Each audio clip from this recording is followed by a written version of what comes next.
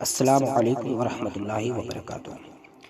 آج ہم جو آج کل گانے کے ٹاپک پر ہنگامہ برپا ہوا ہے اس پر tilkreza.com کی جانب سے ایک تحریر ہمیں ملی ہے جو ہم آپ کے سامنے پڑھیں گے اور آپ لوگ اسے سنیں اور سمجھیں کہ کون صحیح ہے کون غلط ہے، جو کہ یہ تحریر عبداللہ مہاجری صاحب ہیں ان کی جانب سے واٹس ایپ پر آئی ہے۔ تو اس میں جو مفتی نظام الدین صاحب اور ایک نقیب صاحب ان کے پاس بیٹھے تھے، ان کے بیچ میں جو گفتگو ہوئی پہلے وہ سماعت کریں۔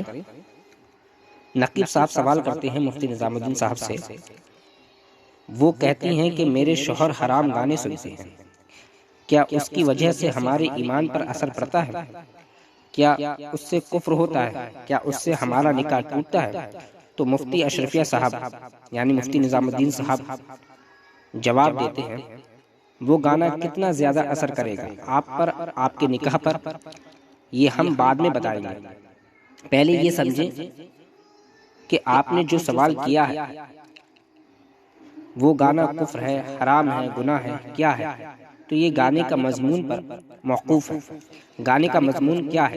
کبھی کبھی گانے کا مضمون کفری ہوتا ہے تو وہ کفر ہو جائے گا، اس کو پڑھنا بھی کفر اور اس کو پسند کرنا یہ بھی کفر۔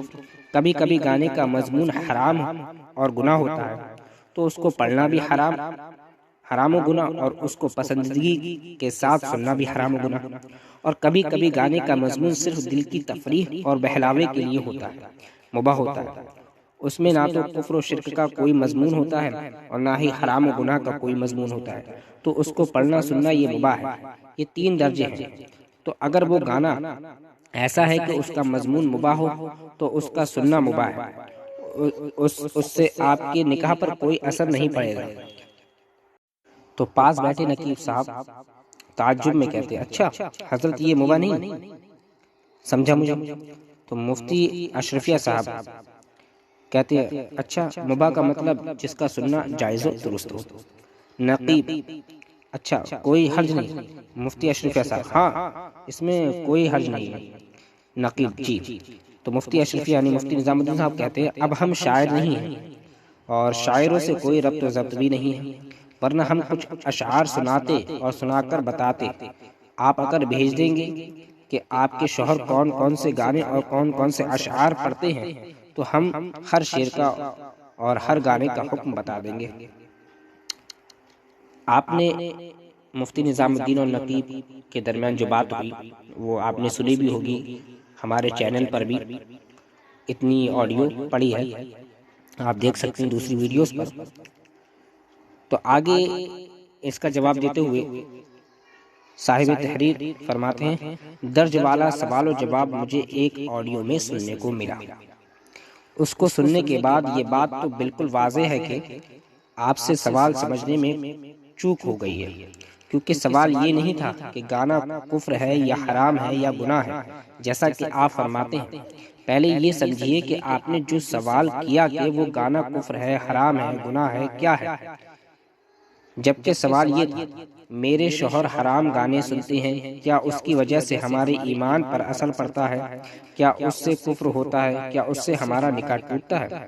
اس کا جواب یوں ہونا چاہیے تھا کہ اگر ان گانوں میں کوئی کفریہ بات ہو اور آپ کے شوہر اس سن کر پسند کریں یا اسے پسندیدگی سے سنیں تو ان کے ایمان پر اثر پڑے گا، کیونکہ یہ کفر ہوگا اور اس سے آپ کا نکاح ٹوٹ جائے گا۔ یہ نفس سوال کا جواب ہے۔ اگر غلط ہے تو اصلاح فرمائیے گا مفتی صاحب۔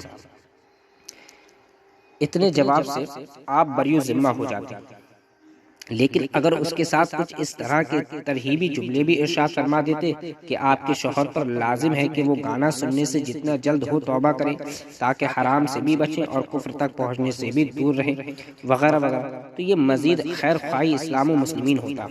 لیکن ایک ایسے دور میں جہاں مطلق گانا بولنے سے عوام و خاص سبھی کے ذہنوں میں فلمی گانوں کا تصور بھرتا ہے، اس طرح فقط مضامین کی بنیاد پر گانے کی ایک مباح قسم بیان کر دینا اور فلمی دنیا سے تعلق والے پہلو کو چھوڑ دینا واقعی خود کو تنقید کا نشانہ بننے کے لیے پیش کرنا ہے، کیونکہ کفری مضامین یا میوزک والے گانے کو تو جاہل عوام بھی غلط سمجھتی ہے، چہ جائے کہ خاص۔ غور فرمائیں، اس سے پہلے بھی آپ نے کئی سوالوں کے جواب دیے ہیں، کیا ہر جواب پر آپ کو ایسا ہی رد عمل ملا ہے؟ نہیں، بلکہ بہت سے جوابات پر کسی نے ایک لفظ بھی نہیں کہا، مگر اس جواب پر کتنا ہنگامہ برپا ہوا، یہ سب پر آیا ہے۔ اس کی وجہ صرف بیجا عناد نہیں قرار دیا جا سکتا، ورنہ آپ کو ہر جواب پر ایسا ہی رد عمل دیکھنے کو ملتا۔ پھر آپ کا یہ کہنا کہ میرا جواب فتویٰ رضویہ کے مطابق ہے، مگر یہ تو دیکھیں کہ آپ کا دور فتویٰ رضویہ والا دور نہیں ہے، کیونکہ اعلیٰ حضرت علیہ رحمہ کا وصال 1340 ہجری مطابق 1921 عیسوی میں ہوا۔ اس وقت تک فلمی گانوں کا چلن تو دور کی بات، ان کا وجود بھی نہیں ہوا تھا۔ گوگل کے مطابق بر صغیر کی سب سے پہلی آواز والی فلم 1931 عیسوی میں ریلیز ہوئی۔ اس سے پہلے فلموں میں آواز نہیں ہوتی تھی، صرف تصویر ہوتی تھی، یعنی اعلیٰ حضرت علیہ رحمہ کے وصال کے 10 سال بعد فلموں میں آواز آئی، پھر اس کے بعد گانوں کا وجود ہوا۔ تو اعلیٰ حضرت علیہ رحمہ کے دور میں لفظ گانا بولنے سے سننے والے کا ذہن فلمی گانوں کی طرف نہیں جاتا تھا، مگر آج ایسا نہیں ہے۔ اس لیے گزارش ہے کہ عرف کا خیال کرتے ہوئے فلمی گانوں کے خلاف ایک واضح بیان جاری فرما دیں، تاکہ ناخواندہ عوام غلط فہمی میں مبتلا ہو کر آپ کے جواب کا سہارا لے کر گناہوں کے مرتکب نہ ہو، ورنہ ہوگا یہ کہ پہلے جو لوگ گانے کو حرام سمجھ کر سنتے تھے، وہ اب اسے مباح اور جائز سمجھ کر سنیں گے۔ اب یہی دیکھ لیں جو آپ نے آخر میں فرمایا، آپ اگر بھیج دیں گی کہ آپ کے شوہر کون کون سے گانے اور کون کون سے اشعار پڑھتے ہیں، تو ہم ہر شعر کا اور ہر گانے کا حکم بتا دیں گے۔ اس پر ٹھنڈے دل سے سوچیں کہ آپ کی اس بات پر اگر کوئی عمل کرنا شروع کرے اور گانے کی تلاش میں لگ جائے تو وہ گانے سے دور ہوگا یا مزید قریب ہو جائے گا۔ والسلام مع الاکرام فقط عبداللہ مہاجری، 11 جمادی الاخر 1444 ہجری۔